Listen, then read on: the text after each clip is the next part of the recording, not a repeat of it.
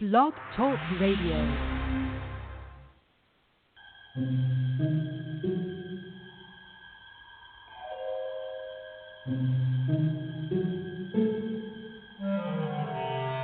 Archangels, ghosts, and Bigfoot, oh my. It's just another night for Supernatural Girls. Real stories, real answers to life's biggest supernatural mysteries. And now, for another exciting interview with paranormal experts from this world and others. Here's your host, paranormal researcher Patricia Baker, on the one, the only, Supernatural Girls.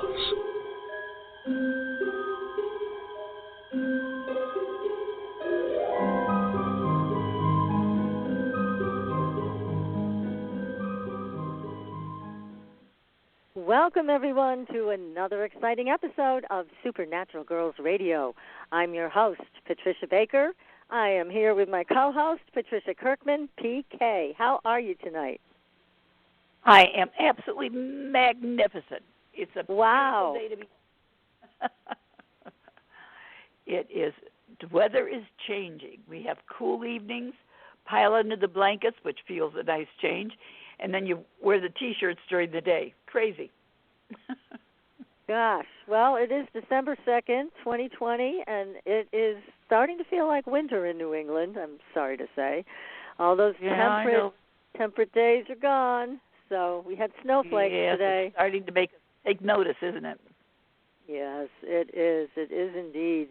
And we've got a great show lined up for everybody tonight. Our guest is Constance Victoria Briggs. We're going to be talking about the mysteries of the moon, and there are a lot of them. But before we bring Constance on, PK, tell us what in the world's going on in the world today. Dare I ask? Oh, well, firstly, it's a 7 universal month, and the main thing to know is we're still in that 4-year until December 31st. That 4 years got us by the backside. But this month, we're going to find that there's going to be a lot of difficulty sleeping. We're going to be very restless. There's going to be more people complaining about waking up at all hours of the night, the dreams that they're having, the imagination's going crazy and taking hold.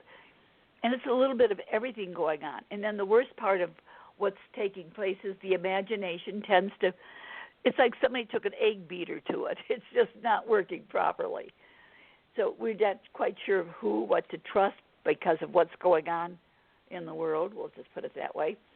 And it's just a time when people are really very skeptical about what they hear, what they see, how they feel. And like I said, lack of sleep is key to everything. But it is an excellent time if you want to take the time for any type of study, any type of research. This is an excellent time to do it because we're going to find that we're going to be more into that than anything else. It's like if somebody says hi, your first thought is going to be, I wonder what they mean by that. We're going to try to analyze everything. So if there's any legal things going on, the legalities will take second place. But just pay attention. It's kind of like having a candle you're going to light at both ends. You're going to hold on to the middle of it and see which side's going to burn the fastest, getting to know more or getting to be told more. A little bit of everything. So other than that, just take your time when you're out shopping and taking a look around. And I think we're all going to be doing the same thing. It's going to be order up for our shopping and such because it's just too difficult to get around these days. So we're going to have to be very patient with ourselves as well as others. So that's what about the secrecy, right PK? You mentioned this. You mentioned that there's going to be a lot of secrets this month, both coming out and also undercurrents of things. So tell us more about that, because that's given what's happening. Well, the bottom line is the things that we've been told we're going to find out aren't true, and some of the things that we've thought were true we're going to find out were lies. And I guess that's the nicest way to put it. There's people are very skeptical of everything ongoing right now. We don't know who or what to trust. That's the bottom line. X will say Y and Z, and Z is going to say X and Y. It's just not going to gel right now. We're just going to have to go through the motions. Hopefully when this month is over, we'll be given the answers that we need to have. It's like that piece of metal art that was in Utah in the middle of the desert or within the rocks that disappeared, and now it's showing someplace else. Whatever we think is happening, it's not going to be what we think it is. So just, I'm going to say, ride the boat, hang on to the side, and take the waves, and you're going to be fine. Yeah, and also, we were talking about offering some type of a focus for people during these tumultuous times. And, one of the most powerful people I ever met, when she was a child, she prayed every day to be given the truth. Mm-hmm. And it really opened up a lot of pathways in her life so that she was able to help other people just kind of break down their own barriers. Because, again, her prayer since she was 5 years old was, please show me the truth, mm-hmm. please show me the truth. And I think that's a great prayer and a great focus to have, to just let go of your own agenda, let go of what you think you know, and ask to be given the truth. So, well, I think the most important thing is we assume we know, and the end result is going to be, I think we'll be quite surprised with the end result. But prayer seems to be the greatest gift we have right now, and I can't stress enough how important it is for us to utilize that gift. Yes, and I think when you pray for that, when you pray for the truth and to be shown the truth, or however you want to word it, you realign with source energy, with God, mm-hmm. with your own soul's purpose, and things fall into place, and you have a level of serenity. When you're not aligned with the truth, you're going to be feeling a lot of anxiety. So that's one way to tell where you sit. So it's just a thought we wanted to, both PK and I discussed this, wanted to share this with our audience tonight in terms of just settling in and letting that truth be shown to you, whatever it is. It may surprise you. Well, prayer is the greatest gift we have. And shame on us if we don't use it. Yeah, exactly. Exactly. And you mentioned the monoliths, since actually on our Facebook page there is an article about the monoliths that showed up, the first one in Utah and the second one in Romania. Now, that's a perfect example, I'm glad you brought that up, of what you just were talking about, that we don't know where it is now because they're both gone. So they mm-hmm. showed up in Utah, and then there's a rumor that these guys put it in a wheelbarrow and took it away, but they won't say who they are. They have video footage of it, but they blurred out the faces of the people involved. And then this other one turns up in Romania, and they both looked exactly the same. It was a very strange type of thing. So what they are and where they're really from, it could be anything. It could be a prank. It could be anything. But the fact that it was out, there's no tire tracks leading up to it. There's no. Yeah. It's there. It was there. It's always been there. Right. That's the strange part. Right. So there is an article about it and some photos on our Facebook page, so make sure you visit that. There's lots of other great stories, another old-time UFO story that you may not have heard of. So take a look at the Facebook page and make sure to like and follow us there, as well as on Twitter and on Parley and MeWe, and, God, there's so many places we are right now. So just go ahead and follow us all over so we can keep you posted on what we're learning. Now, next week, I do want to let you all know that William Stickevers is coming back. Now, he was a great, great guest a few weeks back. He was talking about what's coming up with the election, with the world, with supply chain, with all of those things. And it was an explosive show. Wouldn't you say, PK? It was a lot to think about. Certainly created a lot of explosions, that's for sure. Yes. And he is a trends forecaster, and he is also trained in economics and politics.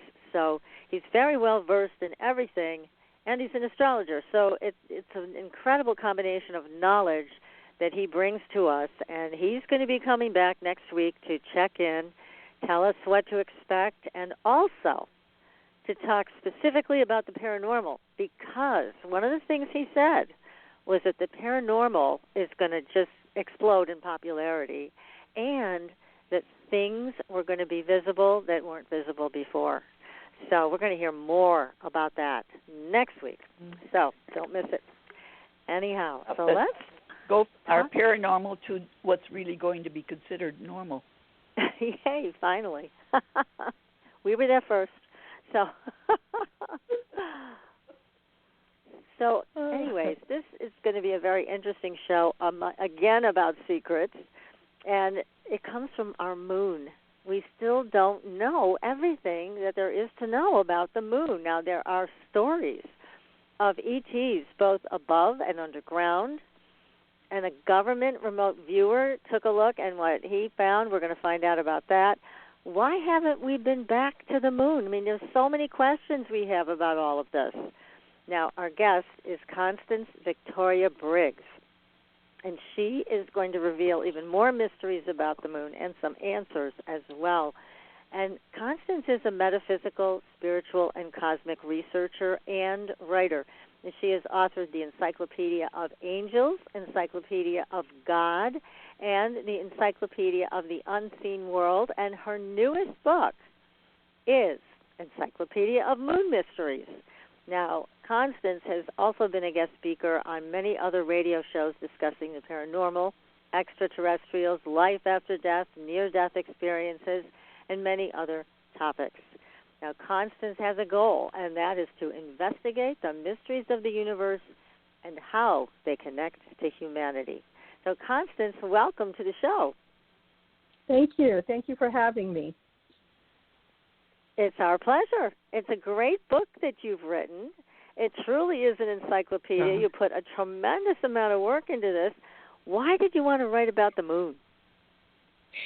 So I have to say that this book was absolutely a surprise and a labor of love for me. Going in, I didn't know there were so many odd things about our moon. I had heard stories. Many people have heard theories of there being something going on, structures on the moon. There's a lot of books that have come out centering around things found in photographs, but there's a lot more to it. And having my hand in supernatural and paranormal and, all kinds of things all the time, things were going past my desk about the moon, and I thought, that's interesting. And then finally I came across a book that was written by Don Wilson. The author I've looked for, I can't find him, but he inspired this book. His book was titled Our Mysterious Spaceship Moon. And that book really opened my eyes to the fact that there is a lot going on with the moon that is out there. It's, documented, some of these things. Some of them are legends and tales, but most of them, I would say, people haven't heard about.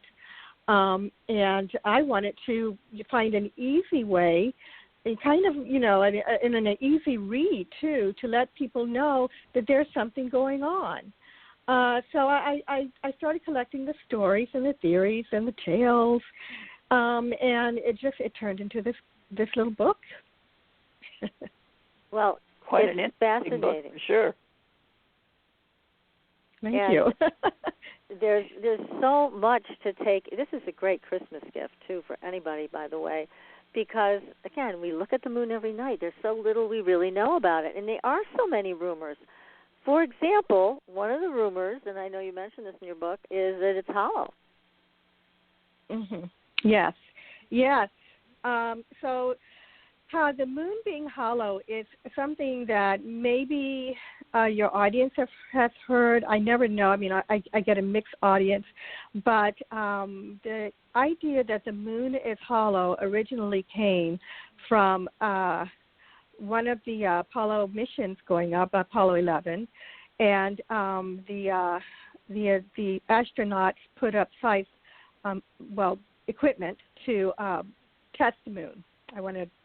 Don't want to start using terminology people don't understand, but they wanted to test the moon, and they wanted to, know what the science of the moon. Anyway, they on their way back, at the end of their mission, they sent a part of the lunar rover and crashed it into the moon. And the story is that the moon rang. You've heard the expression, perhaps, the moon rang like a bell for over an hour, and they couldn't account for it. And the scientists were shocked about it, just speechless. And, of course, they're saying, it obviously shouldn't be reverberating if it's, unless it's hollow. So that was one of the tales that started the whole, and I'll get into this, the whole idea that the moon may be a spaceship, which sounds odd and bizarre, but when I explain it, it may not be so far-fetched, especially since we've already established that the moon may be hollow. Amazing. Well, tell us more about that. Because we've heard this before, haven't we, PK? I think we've heard it several times, that it is not what we think it is. Exactly what you started talking about today, PK. You set the theme for the night. So, right. We're going to find out what's underneath all that bright light. Yeah. What is that about, that this could be a spaceship or some type of construct? Excuse me.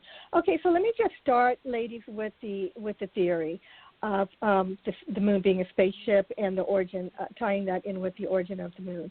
So we, pardon me, we do not know specifically what the moon really is and where it came from. We do not know yet its origin, even though I believe, and I know there are some people that do not, that even though we went to the moon, 12 men walked on the moon, 6 lunar missions, Apollo missions landed on the moon, we still can't tell where the moon came from. We've got 5 main theories, about it. The capture theory that the moon was captured in Earth's gravity and became, that's how it became our satellite. We had the what do you call it? I'm sorry, I'm losing my thoughts here. There's 5 theories, and I get them a little confused. That's okay. Sometimes. Anyway, so there's the Croatian theory, the Croatian co-accretion theory. That one is the thought behind the idea that the Earth and the moon were created at the same time, yet independently of each other from a nebular cloud of dust, and the gas that coalesced over time became the moon. We have the Big Whack theory, which is the idea that a planet smashed into Earth, and then the material from Earth, flung out into space and, eventually became our moon. There's also the double Big Whack theory, with same idea, except the Earth was hit twice. The most popular, and then there's the fission theory, where the Earth in its early stages was so soft, it was forming, but it was spinning, so fast that, it threw off some of Earth's material and debris, and that eventually became the moon. So we have those theories. The most popular one is the capture, the Big Bang, the Big theory, the Big Whack theory, where the moon was crashed into by another planet, and the debris went into space and formed the moon. That was the most prevalent one, but all have been claimed by the scientists. They just cannot say where it came from and what it is. So, with that let me said, just stop you for 1 second, because I'm just thinking Sure. about everything you're saying and the theories you're putting forth. I mean, the bottom line is the moon is round, and it just doesn't make sense that this could have come from something that exploded or crashed, or something crashed into it, because wouldn't we have a whole different organization of material here? Wouldn't we have something that's jagged? I mean, we have something that's completely round. Well, see, that was my question too, and I was told that, okay, when you have material that is, forming, I'm not a scientist, but when you have it out there and it's forming, it's likely to turn into a sphere. And but when you look at other moons, all of the other moons aren't spheres. We have a lot of moons in our solar system. So I don't know. And we have a lot of meteors floating around and passing by, and they're not round. And they obviously came from something that imploded or exploded. That's right. I agree with you, but unfortunately, I'm not a scientist, so I couldn't, address that, directly for people. I just say, you know. Yeah, no, I'm not a scientist either, Constance, so I don't know. I'm just putting those thoughts out there for whatever they're worth. But, again, that's the first thing that came to me, you know, when you talked about that other theory. So don't mean to interrupt. Go ahead. This is fascinating. Oh, okay. So there were two Russian scientists in the 70s that wrote a paper about our moon being a spaceship. Once our Apollo astronauts finished their missions, there was some data, and these scientists looked at the data and concluded the moon is not natural; it's a spaceship. And I have to tell you, this is my favorite theory about the moon. You know, I really, find it the most interesting. So these guys, they looked at the possibility of the moon being hollow. They looked into NASA's findings on that. And they looked at the surface of the moon, and they said that the moon's surface is only 2.5 miles thick. And it was weird because when a meteor hits the moon, no matter the size, there's always an indentation on the moon that is the same. It's always, if it's heavier, it should, go deeper, obviously, but it doesn't. And so they looked at that and they said, well, that's weird. Let's look at what it's made of, some of the material that was studied. So they looked at the dust of the moon, which primarily consists of coronium, titanium, and zirconium. And they said that material had to be devised to protect a giant artificial satellite from the effects of temperature and radiation and meteor bombardment, that the experts would probably have used these elements because they're very tough. And so they concluded that this moon of ours was something artificial that was made to travel through space and stand the effects of, high temperatures and all of this. Let me, if I may, read you a quote from them. Yes, please.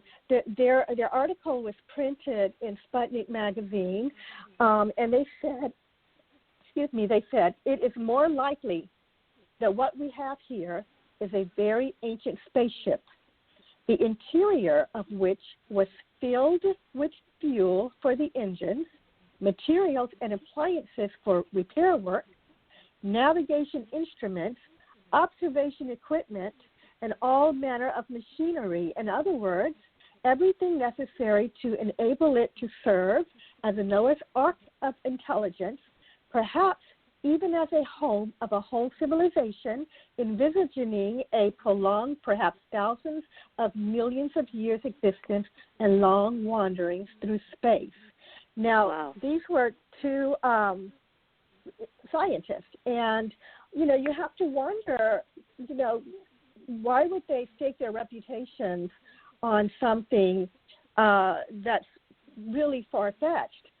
But they were pretty convinced from looking at the data, and it was, and when you look at the Moon Mysteries, if I have time to get into, I can't do all of them, but you'll see that really that theory is the only thing that makes any sense. For example, the moon being hollow. Well, amazing. Yeah, it just really, really makes you think about it and maybe gaze up at it every night if we're lucky enough to be able to get outside and see what it's doing. I mean, there's also a lot of talk about how it affects our hormones and our moods and everything else. So there's a pretty profound relationship between us here on Earth and the moon.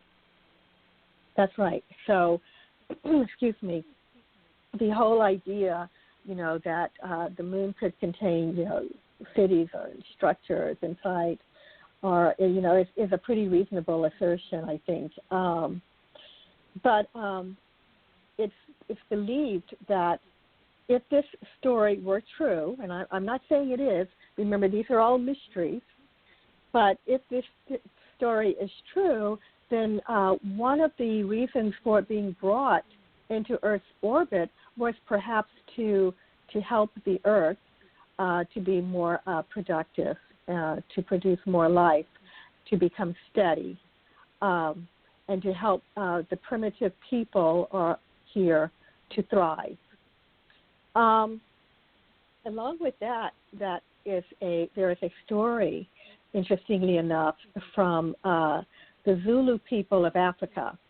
And, way back when in time, there are tales of primitive people being approached by, the Zulu weren't primitive, they were, but they don't go all the way back to the beginning. But there are stories of extraterrestrials or events being visiting tribes and giving them information. And the Zulu, perhaps, were one of those. They have a legend that states that the moon is hollow and that the home race of beings, there was a home race of beings called the Hitari that created the moon, and that they sent it into our solar system ages ago. And it was sent here by two brothers who took the moon, and they took out the yolk of this moon to make it hollow, and then they called it an egg, and they proceeded to move the moon across the heavens near to the Earth, which caused, of course, chaos throughout the planet, which, of course, could have been the Great Flood. So that account is very similar to the modern-day theory of these two Russian scientists that believe that the moon was hollowed out. Here you have an ancient tale that says that the moon is hollowed out and was sent across the universe. It is thought that maybe ETs visited them, because they've handed this story down for centuries. Yes. I mean, indigenous people and their word of mouth in terms of passing on knowledge, it makes sense to me. And here you were able to link it even with scientists who feel the same way. I mean, it's just a very interesting topic, and I'm amazed at how much information there is about it. Now, let me ask you, because let me get to your book here, because I marked off a couple things that I had questions about. I have a couple of quotes that I want to share with you, too, that are my favorite quotes. So. Yeah. Good. Absolutely. Did you want to do that now, or did you want me to go ahead with my next question? So it's along the lines of the origin of the moon, and even though we've sent astronauts to the moon, that we don't have any idea really of where it came from and what it is.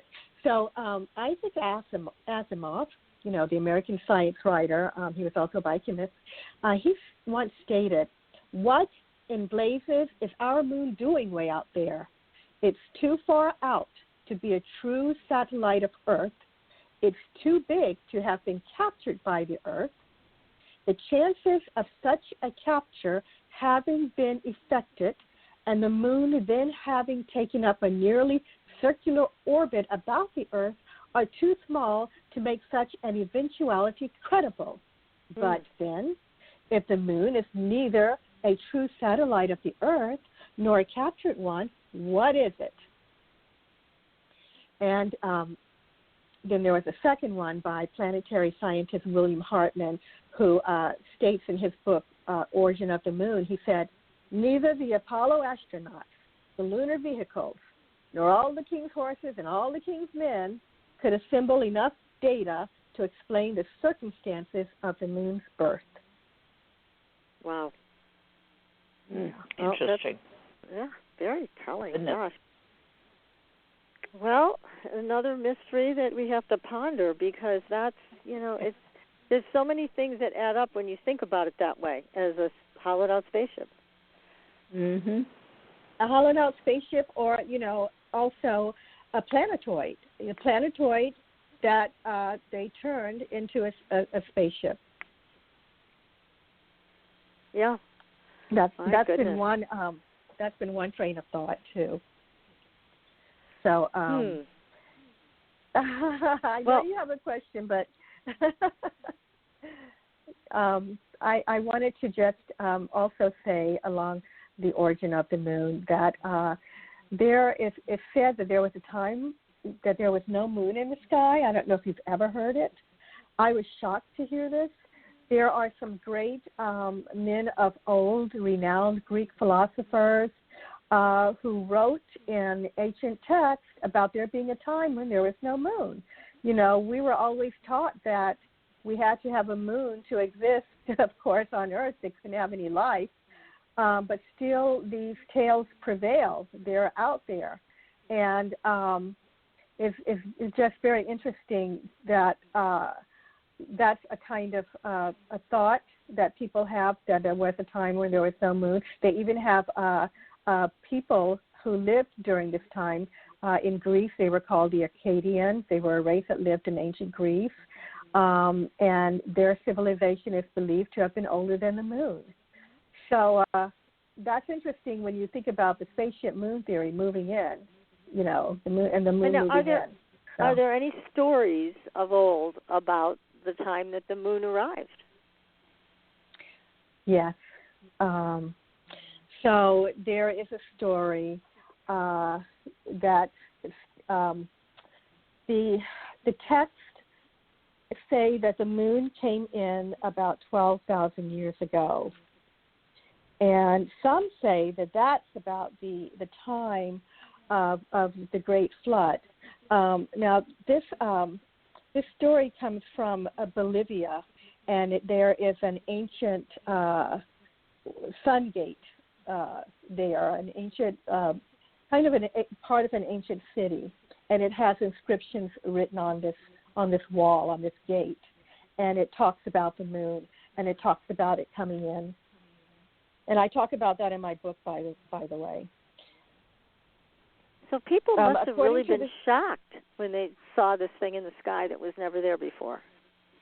Well, shocked, and also there was chaos. You know, there had to be chaos on the Earth with something, you know, moving in and moving that close. And we don't know. I mean, let's just say, for argument's sake, that the story's true. We don't know how many people existed at that time. We don't know the state of the people. I mean, you know, there are so many stories out there about, you know, humans being tampered, their DNA being tampered with. We don't know who the Akkadians were, what they looked like, how primitive they were. But, yeah, they would have been shocked. According to the symbols of the sun gate, the moon arrived in our solar system around 12,000 years ago, and in the process caused chaos on Earth.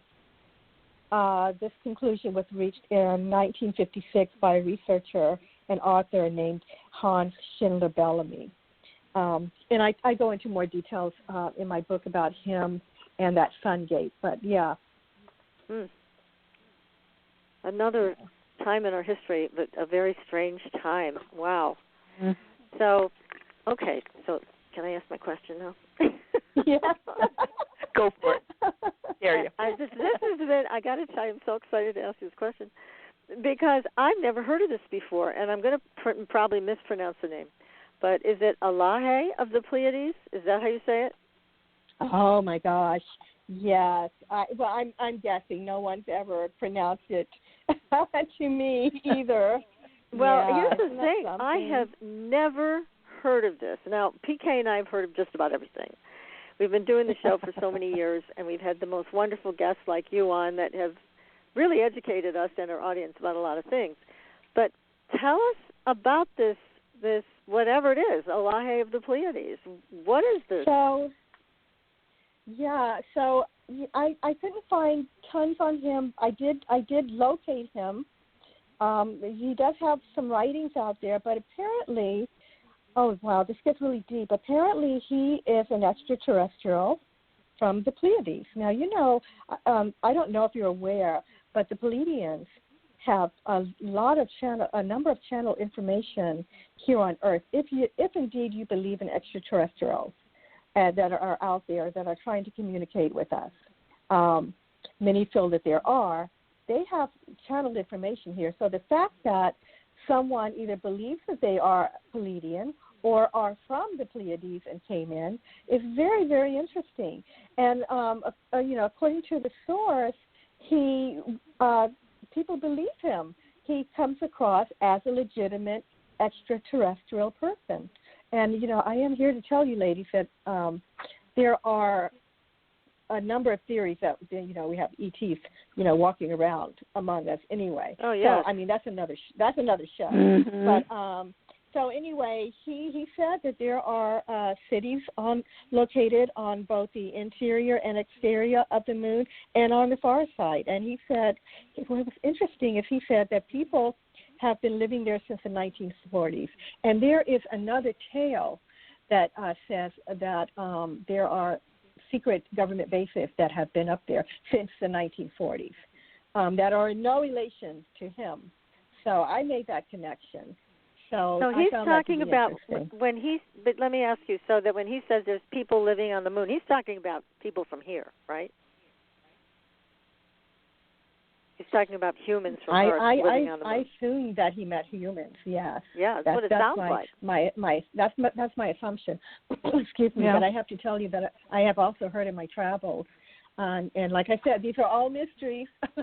I don't really know. I've heard these stories. I've heard that there are both ETs and humans, you know, existing there. So, yeah, we've heard that too, and we've heard that from some pretty credible sources. That we do believe. We think that there probably are, and there's just a lot. I mean, my goodness, there's a lot to all of this. But I just found it fascinating. So, of course, I'm getting text saying, okay, where is this Allahe? And you're saying he has writings available on the Internet, so people could look it up. So. Just look up Allahe from the Pleiades. And he also said that the moon is artificial. And that's the reason that we only see the near side, and it's designed with the technology that prevents it from turning so that the structures and spacecraft remain hidden from the people of Earth. Right.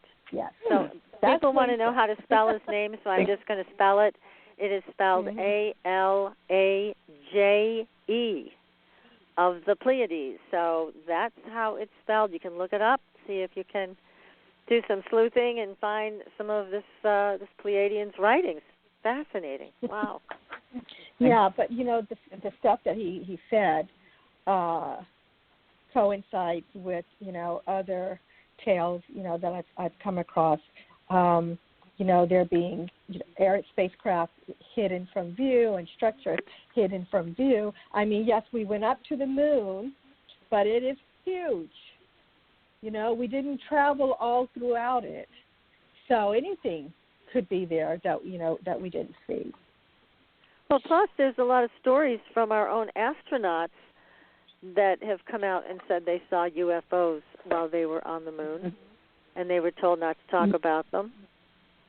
And yes. Tell us more about that. Well, so every mission that went up, from Apollo 8 to Apollo 17 had stories. They had stories to tell. Either they saw something, or either they saw a UFO following them, or they saw lights, weird lights going on. And I actually have a list here that I would love to run through for you and just tell you what everyone experienced. Please. Certainly. So Apollo 8, on their way to the moon, the astronauts were astonished to witness a fast-moving, circular-shaped UFO that emanated a light that was so bright and powerful they could barely see within the craft. As the UFO passed, their capsule pitched and yawed, causing the astronauts to nearly lose control of the vehicle. Yes. Apollo 9, the crew had an unusual sighting. There were large, mysterious, oval-shaped objects crossing the moon. The astronauts photographed them. To date, there has been no explanation as to what those objects were. Apollo 10. That's a big story. Apollo 10. The lunar module became stuck in space. I don't want to have to go into the details, but, you know, they had this problem. They needed it to work. They didn't want the astronauts stuck there. Apollo 10 was the forerunner for Apollo 11. Anyway, an object passed outside of the lunar module's window, and then everything worked again, and they were fine. And the theory is that these were ETs, that as they moved past, they were able to help them in some way and to get their craft back online. And then the object quickly vanished. Amazing. I know. Apollo 11, that is that's the big one, where we've heard that the astronauts landed on the moon and they saw a spacecraft lined up on a crater on the moon. One of them is rumored to have actually seen an extraterrestrial in ethereal form.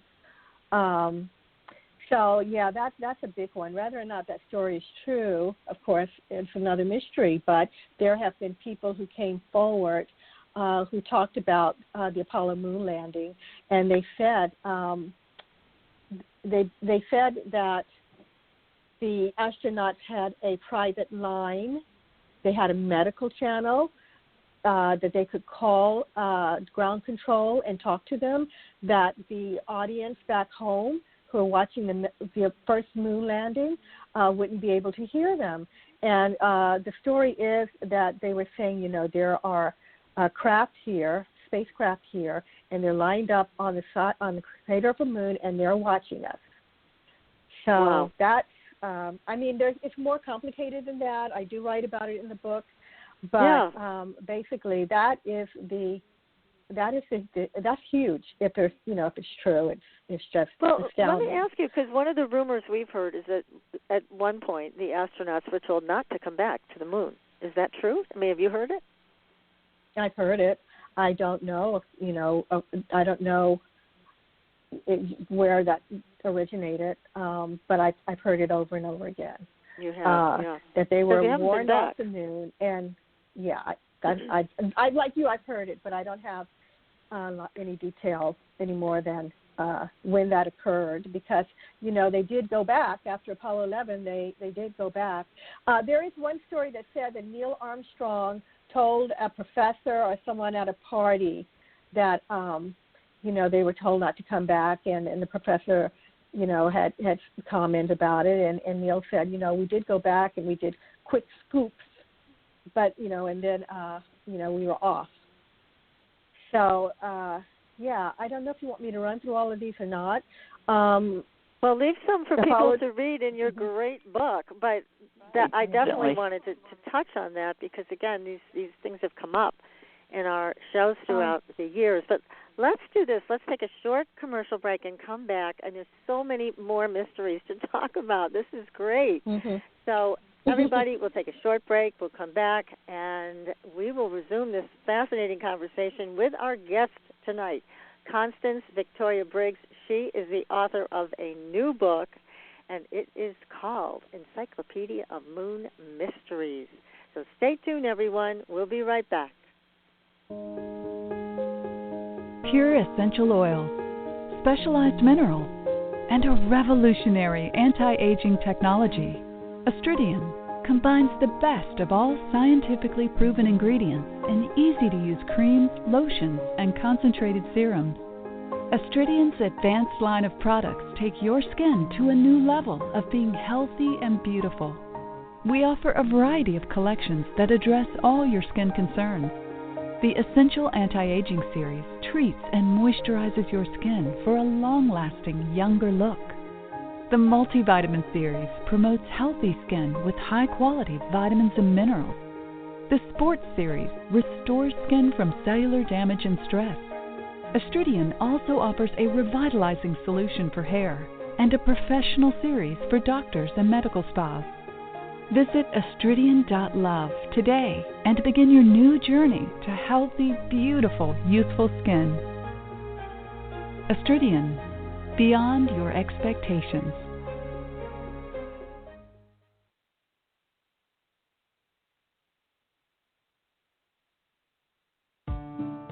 There are a lot of psychics out there. How do you decide which one is right for you? You look for someone who empowers you, who's practical and spiritually connected, who says, here are your opportunities, here are your challenges, and here's a way to deal with them, and then gives you your own toolbox to make your life everything you want it to be. Hi, I'm Corby Mitleid, and that's how I work with you. As a certified professional tarot reader, I've helped thousands of people for over 40 years through my toolbox. Cards, past life retrieval, numerology, spirit guide conferences, and mediumship. Whether it's career, relationships, finances, or your spiritual road, together we can replace your confusion with clarity. And you'll probably find a little laughter along the way. Visit me at CorbyMitline.com to find out how to cross your bridge from fear to fearlessness and fly. And tell me you found me at Supernatural Girls for a special gift with your reading. Corby Mitline, the practical psychic for catching your tomorrows today. Find me at CorbyMitline.com. That's CorbyMitline.com. Your property tax bill. Have you seen it lately? It's frightening. Your property taxes are going up while your home value is going down. It's time to fight back and win. For the real truth about the property tax system, get attorney Pat Quintilian's book, Are You Getting Screwed on Your Property Taxes? How to Find Out and How to Fix It. Attorney Quintilian answers all your questions and gives you the facts you need to fight a property tax bill that is spiraling out of control. You'll also read about what happens to property owners who don't check their property records, only to find out too late they're taxed on square footage, fixtures, and even buildings that they don't own. Is this happening to you? Learn your rights. Buy attorney Pat Quintilian's book today. Are You Getting Screwed on Your Property Taxes? How to Find Out and How to Fix It. Available on Amazon.com. Are you frustrated with endless mantras, affirmations, and processes that promise to align your life with your dreams, only to find yourself years later in the same space where you began? Do you feel like you must be doing something wrong because nothing seems to be working? Don't you just wish that someone could shift your consciousness for you and your life could align with your desires without all the effort? Well, your wish is about to come true. Hi, I'm Carrie Cannon, and I have a gift that allows me to align the consciousness of others to be in harmony with their dreams. The best part is, it requires no particular effort on your part. Upon listening to a consciousness alignment, people have reported instant energy shifts, financial windfalls, soulmate connections, healed relationships, physical healings, and more. To gain access to a free trial offer for my entire Manifesting Miracles library of consciousness alignments, go to commandmiracles.com now for details. Again, that's commandmiracles.com for information about our free trial offer. That's commandmiracles.com.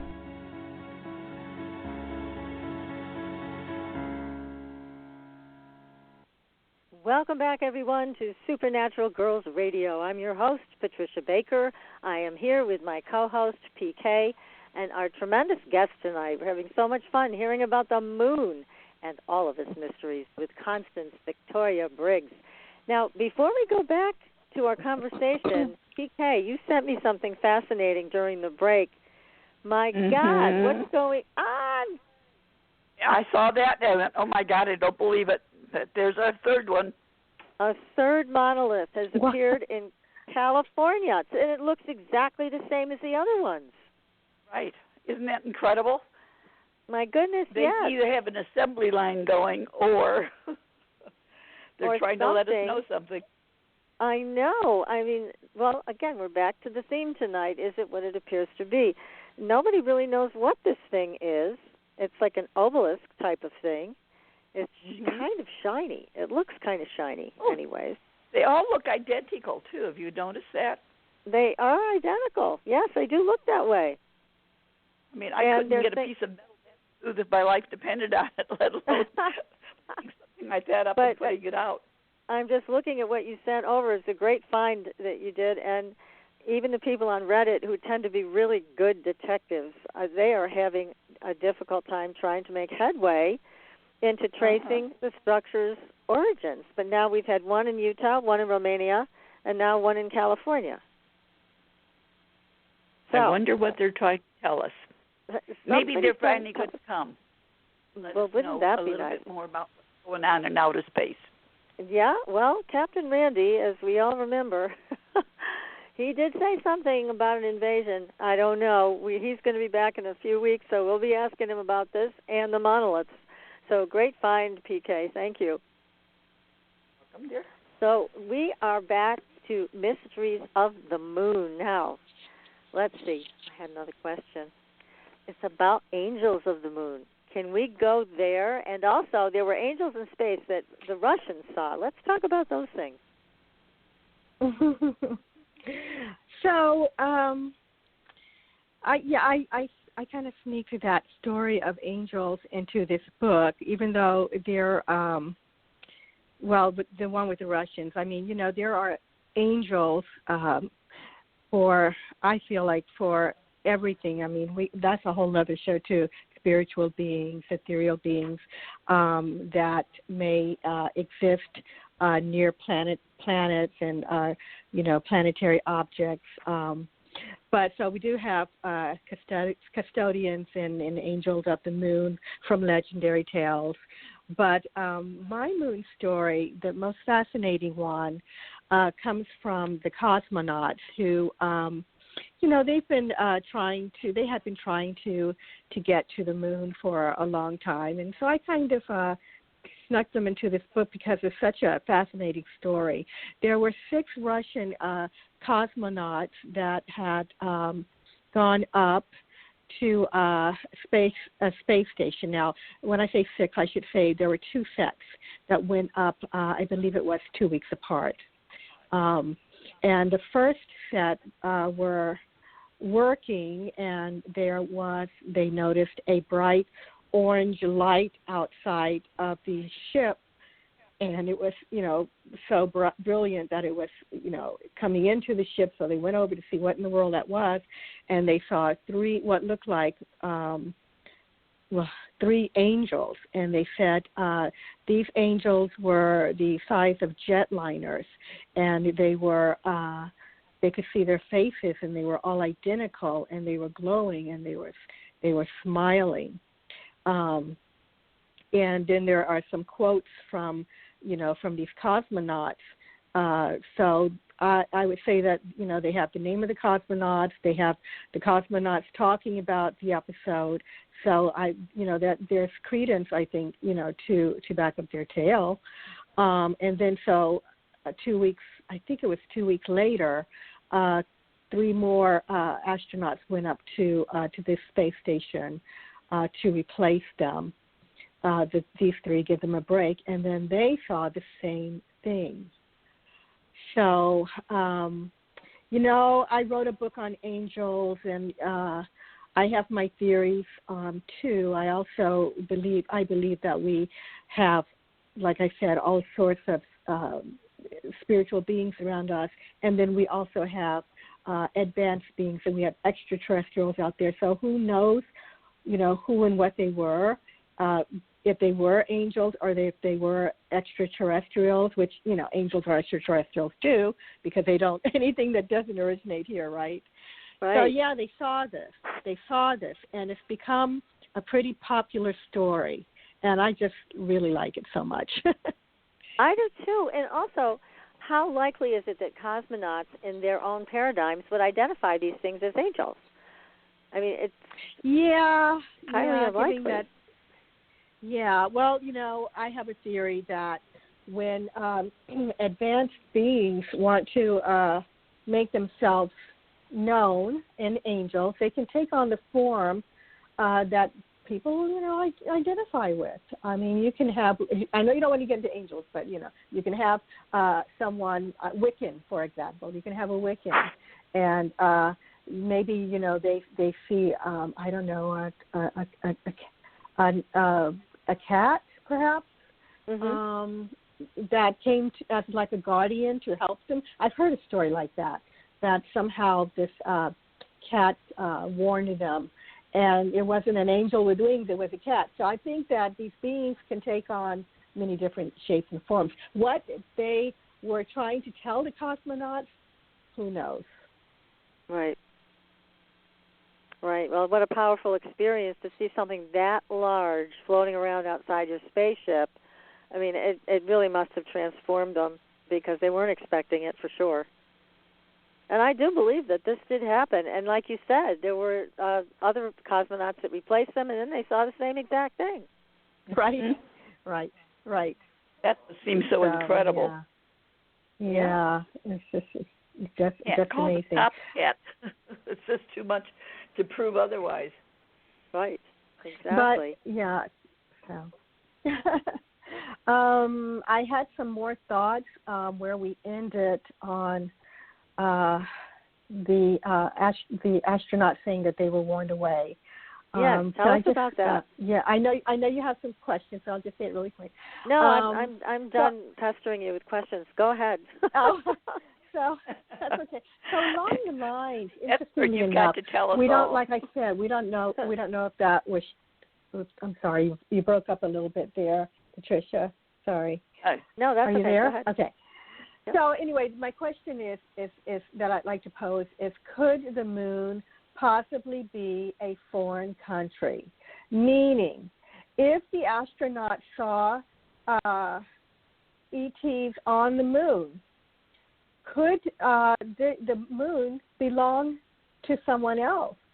Maybe the moon is not Earth's moon; it's their moon. Perhaps it really is a planetoid. There have been astronomers since the telescope was invented that has been seeing movement up there, lights up there. Some swore that they saw, beings up there.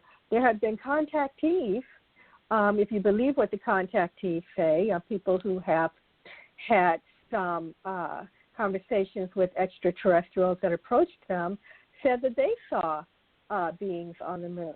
Could the moon actually belong to someone else? I find an interesting question. That's a great question. Could it be someone else's property, someone else's, and the moon's government doesn't want us perhaps coming up there, Yeah, snooping around. So, well, now there's some other countries that are planning some little trips up there, right? Right. So there's before I get to that, though, Steve Omar wrote a book, and I forget Steve's his profession, but he says in his book, Moon and Mars, the moon is a foreign nation. He says, could it be that the moon is a foreign country and someone else's property, and the moon's government does not want us coming up and invading their territory with our nuclear weapons, pollution, unwelcome military facilities, diseases, litter, mining, exploitation, and historically proven record of foreign imperialism? Meaning they don't want us there if they're there. Makes sense to me. Why would they want us here? That doesn't. Oh, heavens, no. Yeah, we don't even want us some places.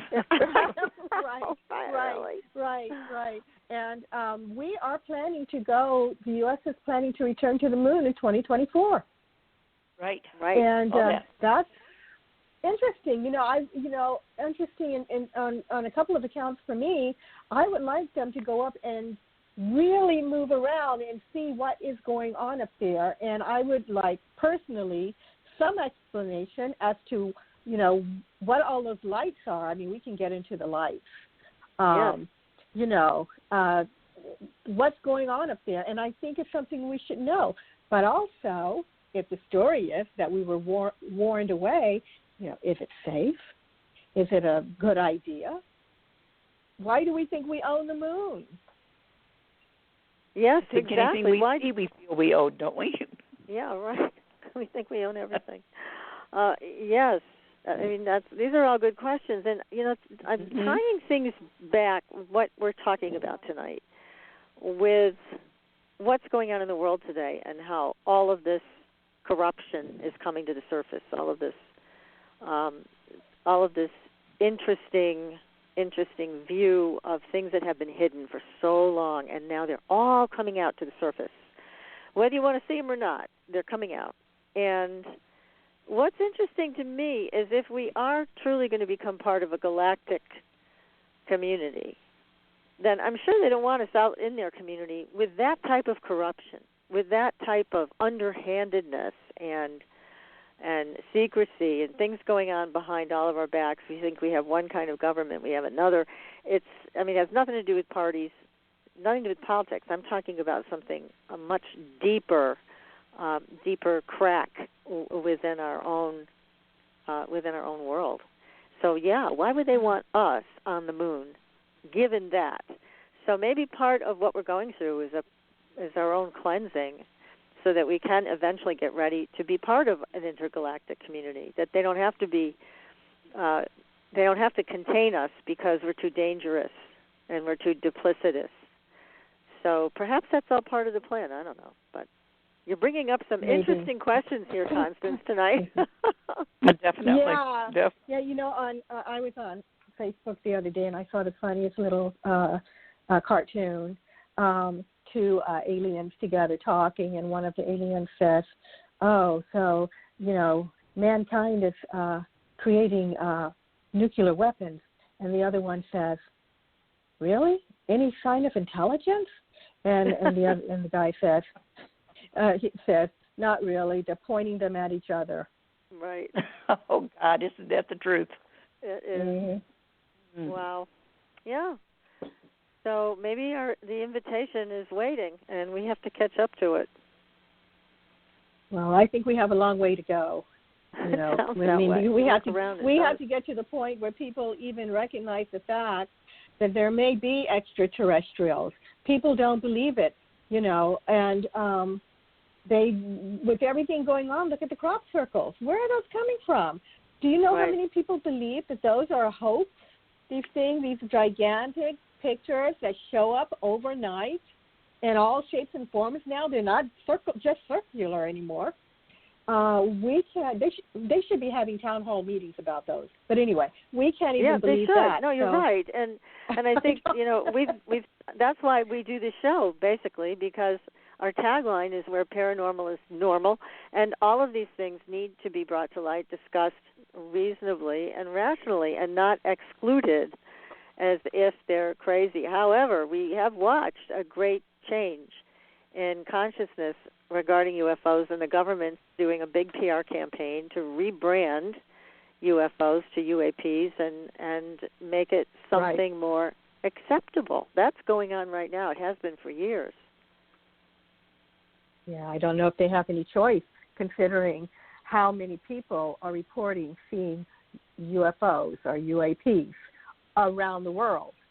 Well, they don't have a lot of choice anymore, because everybody has a cell phone, a camera in the cell phone, and everybody's on the Internet communicating about it. So they can't squash it like they were able to in the past. But they still want to own it. So that's, I think, why they're doing what they're doing. But, there is so much to our relationship to the moon. And it's something that I'm so glad you're on the show tonight. I know PK and I were excited to have you here to talk about all of this stuff. So where do you want to go next with this, Constance? You have so much information in the book. And again, the name of the book, everybody, Encyclopedia of Moon Mysteries. Highly recommend it.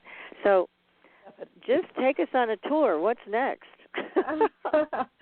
I think we'll talk about, let's talk about the structures a little bit, and also the lights that are up there. Yes, but I just want to say really quickly, for people who don't believe that maybe anything's going on or maybe there is no extraterrestrials, we are, I believe, getting a slow education about, finding our way to the cosmos. And it started with the moon. And if any of the stories in my book are true, and I believe some of them are, but if just one is true, that means we're not alone. So that's something. And we didn't get any further than the moon before we bumped into someone, I think. Right. But that's anyway. a good point. Yes. So there are respected astronomers and astronauts and researchers, that have reported seeing alleged artificial structures on the moon for centuries. People have been seeing things through their telescopes. One of my favorite stories is that of a bridge that appeared. This bridge, this area of the moon was being studied by an astronomer named John O'Neill. And he looked up there one day, and he'd done this many times, and suddenly this structure had appeared out of nowhere. It was a bridge-like structure. It stretched 12 miles long, and it connected two mountain peaks. And, when he reported it, they didn't believe him. So another professional astronomer, Hugh Percy Wilkins, who was very well known, came in, and he says, "Wow, what is that?" It appeared out of nowhere, and it was there for a long time. After a few years, it disappeared. Some believe that it was dismantled by ETs and possibly to keep the existence, a secret from humans. But by then, it was too late. Excuse me. One of my favorite stories regarding structures on the moon, and let me just tell you, the structures on the moon it consist of geometric-shaped buildings, crystal structures, platforms, domes, pyramids, large spires, towers, and other things. So they have these pictures of these constructions in old NASA photographs. And, people say, they look pretty grainy. You can't see it. It's not true. But actually you can. You can see them. And books have been published with them. Yeah, they're not clear, but they're clear enough to see, 7 monuments pieced, together. That's not a rock, So, right. I mean, they're there. And for people interested, I suggest Googling structures on the moon, and you will get a whole eyeful of information. And, of course, there's my book. But, these are not secrets. It's out there.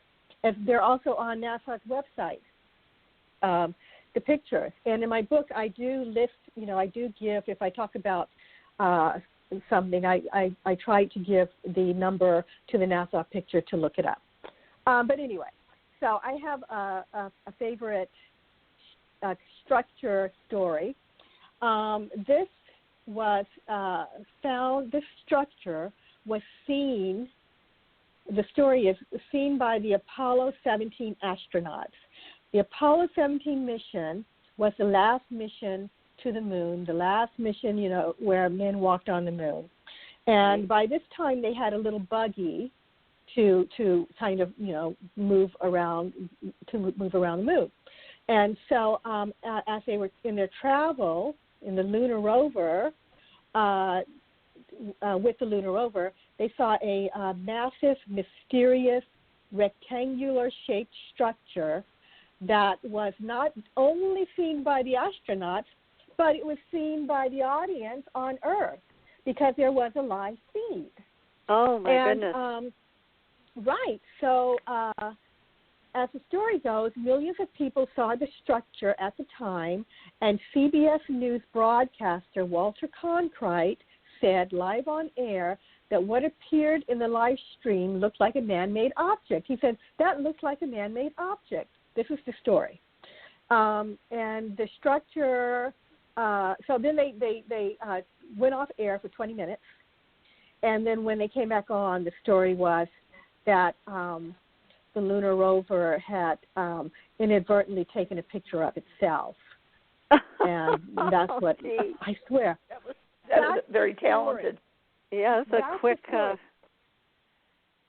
jump back on their feet kind of thing. Wow. Okay. Right. Now, some people dispute that story, and they say Cronkite was never on there. But I gave a website to a very interesting video that's out there about this. And so, like I said, they're all mysteries. They are all tales, but it's certainly worth looking at and forming your own opinion. Very interesting stuff. That is so fascinating. Goodness me. I had no idea that it happened live on the air with Cronkite. I mean, he was the king of news. Everything he said, people believed. Yeah. Yeah. So before the it was corporate owned, it was a whole different thing.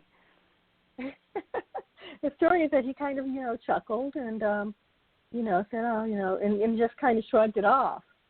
But the structure is said to have been huge, and it resembled the moon itself, like almost like they were trying to hide it, that it was like kind of the same color. Yeah. So, well, you know, it's interesting to me too that you're talking about, Constance, all these anomalies on the moon. We often hear about the ones on Mars, and those are very striking faces and beings and all kinds of things. We haven't heard a lot about the ones on the moon, but clearly you're telling me there's quite a few.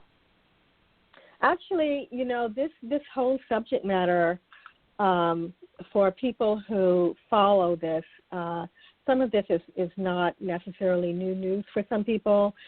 For the diehards who really, you know, who have looked into it.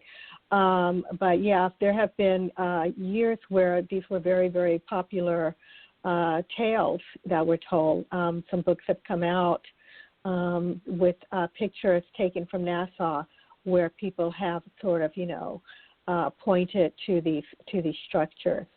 I bring them up because I think it points to a connection, our connection with the moon, and perhaps ancient aliens, us having an ancient connection to the cosmos in general, not just the moon, but also Mars, that there may have been, that mankind himself, there's a theory that we have started over, that during a destruction, you know, of our race, of the human race, we kind of, you know, everyone didn't perish, and we kind of had to start over. And did we have, you know, beings from above that came and helped us, or was it us that actually were able to already go to the moon and go to Mars? Because they have found structures that look like, you know, maybe they're ruins, or maybe there was a war. And I don't know how they're going to explain, you know, Mars. They can say, oh, the pictures from NASA look a little grainy. Oh, it's hard to see them.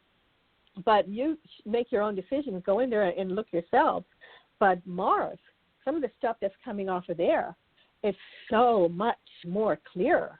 I'm very interested to know how they're going to explain some of the pictures, you know, that have been. Really? I was joking with my husband about that this morning. You know, I was saying, I said, go watch my husband's name. I said, so there was the Lucy show years ago with Ricky. He used to say, Lucy, you got some explaining to do. Yeah. And I said to him, NASA's going to say. I remember it well. We're going to say, NASA, you got some explaining to do. Yes, exactly. They do. Well, you know, years ago I met somebody who did work for NASA. She had an enormously high IQ. It was mind-boggling. And she told me how they would just erase, you know, they would take the photographs and they would blur out the UFOs, or just erase them, you know, on the photographs before they would, you know, allow anybody to see anything. And that was something they routinely did. Yeah, yeah. And in fact, there is a story in my book where there was a NASA employee who went into a room once, and the guy working in the photo lab was a little freaked out, and he wasn't supposed to talk to anybody about what he saw.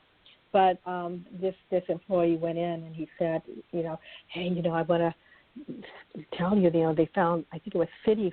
They found cities on the moon, buildings on the moon. And the guy was saying, oh, you know, he didn't think he should hear that. Didn't think he should know that. And then he witnessed them being crossed out. So it's interesting that, you know, your friend had told you that, because that's something that's been going around, that you know, for years that NASA had covered some of this stuff up.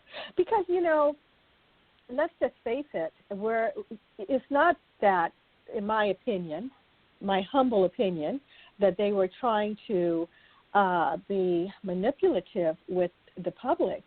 But I can imagine back then when the astronauts were going up, you know, if people found out then that there was something else going on, there just may have been, you know, a nation of upset. You know, they weren't ready to hear it. Now I think they are ready to hear it. I think that we're more conditioned to know that maybe there is more going on the moon that we were told. But back then, I just don't think they were ready, you know. Well, it's funny you bring that up, Constance, because last week we had Paul Blake Smith on the show, just wrote a book called President Eisenhower's Close Encounters, where he makes a very compelling case that President Eisenhower did meet with extraterrestrials, and then he instituted this secrecy program that we still have today. So, and that was the whole excuse or reason, whatever you want to call it, that the public couldn't handle it, and we'd all run screaming into the night. So I think that may or may not have been true. I don't know. But what I do know is you're right about today. Today is a very different consciousness. We've all seen something in the sky that we couldn't identify, and we've heard from people who are credible who've seen things, whether they be pilots, police officers, astronomers, and also people that have had experiences face-to-face with these ETs who are also very credible people. So, you know, if you have a reasonable open mind, then you begin to accept this stuff, plus our own evolution doesn't make sense unless you factor in some type of genetic intervention which had to come from beyond this earth. So there's a lot of people that now think that way, and I think that things could be revealed, but now we have a whole other layer of, you know, all kinds of stuff going on behind our backs because everybody wants to own the technology. And that's where we run into a problem with disclosure. So, well, look how many years that pilots kept saying they kept seeing things and everybody poo-pooed it and put it down. Now all of a sudden that's commonplace. Yes, they are seeing things. It is perfectly permissible for them to speak of it now. For heaven's sakes, we've been under a bushel for a long time. It's time that they open the door and let us see what's really taken place. Right. And the Pentagon did promise to release a report about their owning some ET technology. So, yeah, and you're right also, Constance, too, in this, that I think their hand is being forced a little bit from somewhere. And it could be from another superpower that says, we'll release it before you do, and then you're going to look like idiots that lied to your people. Or it could be the ETs themselves saying, you know, we're not going to stay hidden. Who knows? Because they don't tell us much. But we're figuring it out slowly, and with your help, we're beginning to understand a little more about the moon. My God, I had no idea there were this many mysteries. Did you, PK? No, I'm flabbergasted. When I started reading the book, I was going, my goodness, it's fabulous, Constance. My goodness. Thank you. You know, I try to make this easy. People can just go in and look up Apollo missions.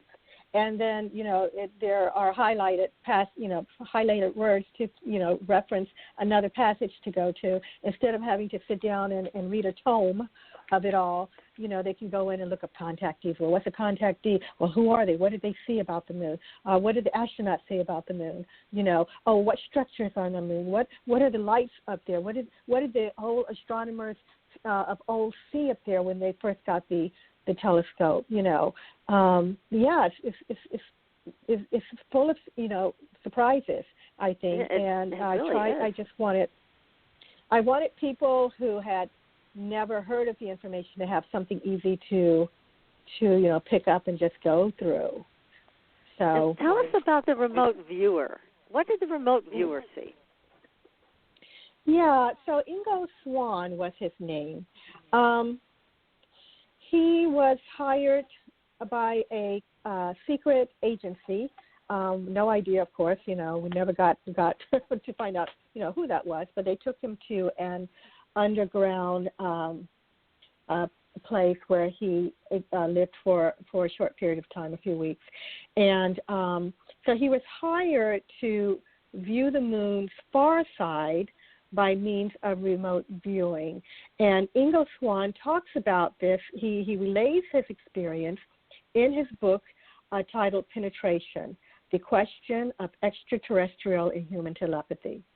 So he wrote that what he saw up there, once he was able to get the right coordinates for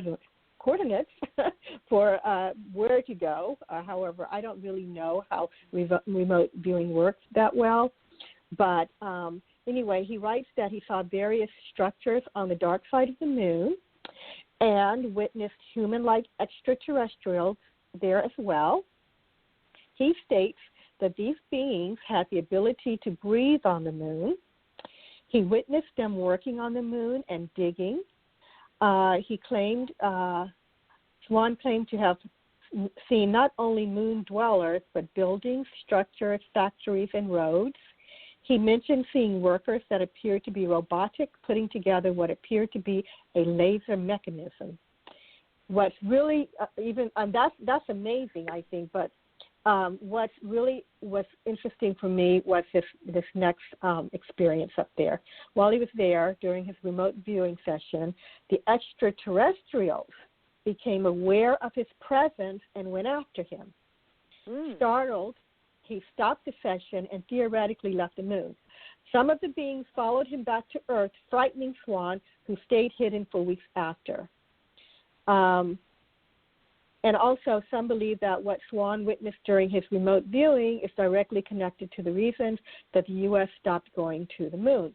So basically, the story behind this, to further this along a little, is that Ingo Swann was known during that period as being the world's, the best remote viewer, and that the government, the U.S. government, had some idea that there were beings or something going on with the moon, and they wanted to find out, so they hired Ingo to do this remote viewing. But of course, it was secret because we know who you're talking about because he had Lynn Buchanan on the show, and he talked about his mentor, Ingo Swann, and so we're familiar with who he is, and if our audience heard that show, they are too. But here's my question: you say that they followed him back from the moon, physically, or did they haunt him in a etheric way? What do you mean by that they followed him back? That's what Swan said. He felt that they followed him back. I don't know much about remote viewing, but however, they sensed him there. Now I don't know how he knew they were there, and I don't remember. I'm not able to answer that question because I can't remember exactly what that part of the Book of Penetration said about how he knew it. But he was scared and he hid. Yes, he did. He hid. So, however they followed him back, it was real enough to make him very frightened. Very frightened. And I believe in ESP. I believe that people can pick up, sense things, sense other people, that kind of thing. Who knows? Maybe that was what was going on with Swan. He was, obviously unique and able to do, work with things like that, so parapsychology, and he was a psychic researcher and parapsychologist and all that. So I don't know how he knew, but he hid. And I also, for people who say, remote viewing, there's, that's not real or whatever, it was Ingo Swann who first saw the rings of Jupiter. He remote viewed that, and long before he did this for the moon. So the fact that he before we knew Jupiter had, the rings, Swann had already seen them and reported them. That's amazing. Well, he was the best of the best, and he knew how to train other people effectively to do what he did. So that's an incredible story, though. I'll have to dig a little deeper myself to see what exactly he meant by that, because that one sentence really caught my attention, that they followed him back. So I would imagine, knowing that they are pretty much completely telepathic, that once they lock on to your frequency, it would be pretty formidable to try to get rid of them. So, interesting. That's another mystery to look into. That's fascinating. Yeah. Poor Ingo. I know. Oh, and he was sworn to secrecy for, I think it was, he signed a contract, and I think the contract was for 30 years, or saying that, and there was a clause in it. Wait, I shouldn't say that. I don't know the name of the document, but he had to sign something that said he was not allowed to talk about what he did for 30 years. Yes. And when the time was up, I think it was 30 years, when the time was up, he wrote a book. Incredible. So. Oh, my goodness. And here's a question for you, Constance. Has anybody ever talked about what kind of aliens are on the moon? I mean, we're aware that there are a number of different races. I mean, did they talk about any particular alien race, or did they describe anything? Anybody that in the stories that you heard? Yes. So, interestingly enough, I'm working on a book about the moon, and so far I have a section in there saying, who could it be? So there's the gray aliens, of course, who drive me crazy. You see them everywhere and everything. You know, there are more ETs in the world and aliens, I mean, in the universe than just those. But anyway, so they are, the Zetas are thought to be there. And one of the reasons they are thought to be seen here so often is because they're so close. And they have a base on the moon, it's thought.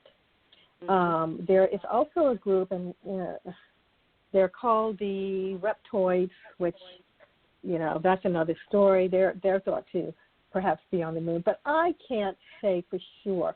And, you know, of course, you know, that there's anybody or anything or what they are, but I can tell you that the contactees I haven't found one that said they saw anything like a reptilian or a gray. They said they saw humanoids. You know. Okay. There's a group out there called the Nordics. Yes. The George Adamski said he saw Nordics. You know, he was in contact with Nordics, and so people speculate that maybe Nordics were on the moon because he said he was in contact with them and he had seen the moon, people on the moon. So those are the three that I've heard, but who really knows? There's one theory that the moon is like a way station, that, you know, a stopover point, I guess, for, spacecraft to come. One of the contactees had seen a hangar inside the Earth where spacecraft came in and parked. That's only those two are the ones that I've heard. But I would so they say probably have a humanoid. shuttle that goes from here to the moon. How fun! Why not? Are you ready to go, PK? Yep. Why not? Why not? It's we'll a lot take a ride. easier staying down here these days, I'll tell you. I know, it's getting rough. For sure. Oh my goodness! I'm not going if they don't have Starbucks. I know. They put Well, Starbucks we in have to there, have our standards, you know. But they've got stars. That's right. Stars, maybe no Starbucks. Oh, we don't know. Maybe they've been there since the 40s. They must have found some way to survive with some type of good coffee, let's hope. So, oh, wow. Well, this is just great. Now, again, I'm going to announce the name of the book because it's a great book, and it would be I think an excellent Christmas or Hanukkah present. Interesting Christmas gift. Oh, yeah. Thank you. Yeah. Thank Encyclopedia of Moon Mysteries is the name of it, and the author is Constance Victoria Briggs, and we have been having a wonderful evening with you, Constance. This is great. Thank you. Yeah, we really appreciate it. Yeah, all this knowledge and this great information that we can now think about, incorporate with our other guests who bring similar stories. I mean, they're very similar. Yeah. So it's all terrific. So anyways. Well, thank you for having me on. Well, it's our pleasure. And yeah, we want to have you back. Keep us posted on your next book because we know that you're a great writer and you're going to keep doing that. So let us know so we can book you again. And next week, everybody, we will be back, as I mentioned, with William Stick-Evers. He is going to check in with everybody and give us the latest on our journey through the X event that we are passing through astrologically right now. And as he mentioned, the last time we had an X event, we had World War I. So let's keep our fingers crossed that we can settle all this energy down and do whatever we need to do to make a better life for everybody here on the planet. So until then, we will see you on the Blue Highway. Good night, everyone. Good night. Good night. Thanks for listening. Tune in next week for another radio adventure with Supernatural.